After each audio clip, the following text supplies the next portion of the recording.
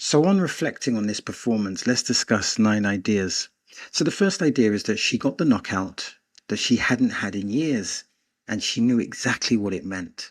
And the quote was, "I don't think I've had a knockout. It's been years." And the question is, why did the stoppage matter more than the win? Why? The lack of knockout power, to me, was a valid criticism. And in this fight, Claressa Shields, she addressed the criticism. And it's kind of drawn me to a conclusion that Claressa Shields is a perfectionist because she doesn't just want to win. It's not just the currency of winning. She wants to win spectacularly. And it wasn't just the win that meant so much to her. It was the way she won. And the way she won was emphatic. It's potentially viral. And this to me reveals perhaps an old school fighting mentality. And that's refreshing. She took risks. And she took risks to create greater excitement. It's important to realize that when you take risks, the more risks you take, the more danger there is. So you should always commend people that take tremendous risks. And she took risks to build the brand even further. She rolled the dice. And it worked. And I guess winning protects the record, but spectacular, what does that do? That builds the legacy. And Shields understood that sometimes greatness has to be felt, not merely recorded. And the next idea is that she states that she's in, I think the quote was, "I'm in my Mike Tyson era right now." And everybody shows up to the arena not to see if she wins, but how she finishes. And I guess one of the questions is she right that she's become the sport's must-see attraction, not just the best fighter? I guess when we talk about excitement, is excitement important, and why is excitement important? And excitement is important because excitement can create virality, and virality is essential within the algorithm. It's essential for the brand.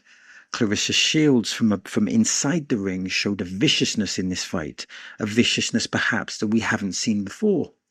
Mike Tyson, perhaps one of the most vicious fighters of all times.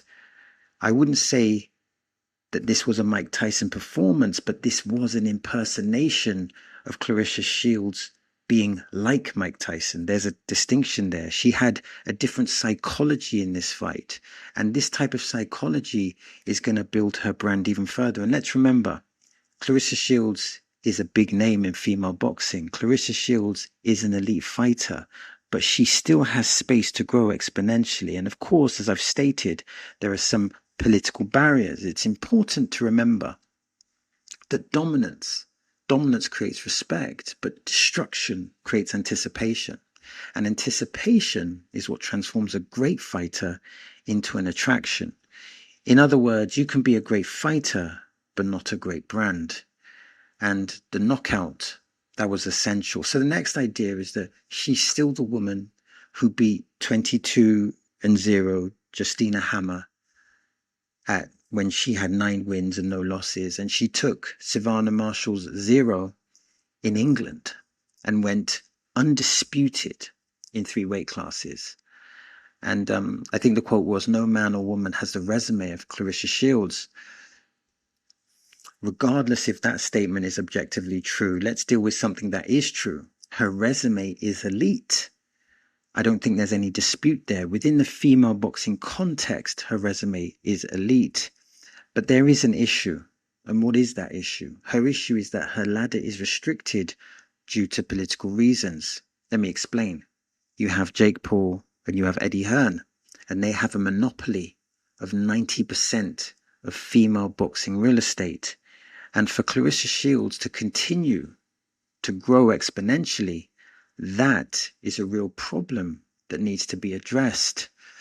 And it's important to realize that a fighter can control her preparation, a fighter can control their performance, but even greatness operates inside a business structure, and that business structure can restrict which ladders are available to climb.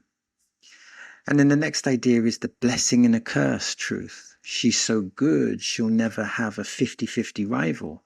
You're never going to see a girl in the ring be 50-50 with me. That's her perspective. It's not going to happen according to her. Here's a question. How important is a dance partner for someone's career? How important is a dance partner for someone to go viral? Let's look at it. When you look at Muhammad Ali, he had George Foreman, an amazing dance partner. Joe Frazier, another amazing dance partner. When you look at Evander Holyfield, he had Mike Tyson. That's the dance partner. Riddick Bowe, another amazing dance partner in 3 absolutely vicious fights.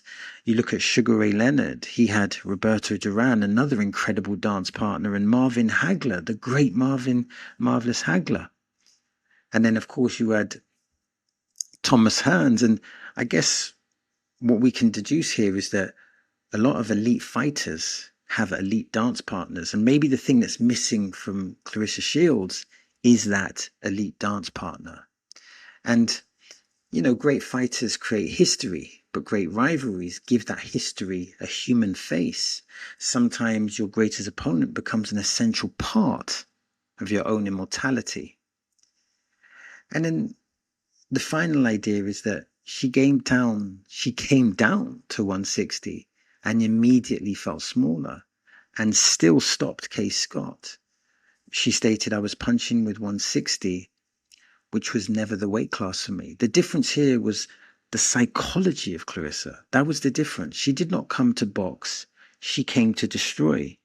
Think of this. When George Foreman fought Joe Frazier, he had that same perspective. George Foreman didn't go in with Joe Frazier to box.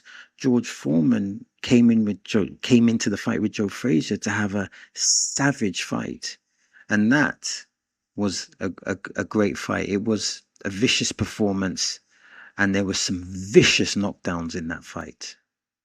I guess to summarize that part, technique determines what a fighter can do, but mentality determines what she intends to do. And destruction begins as a psychological decision before it becomes a physical reality.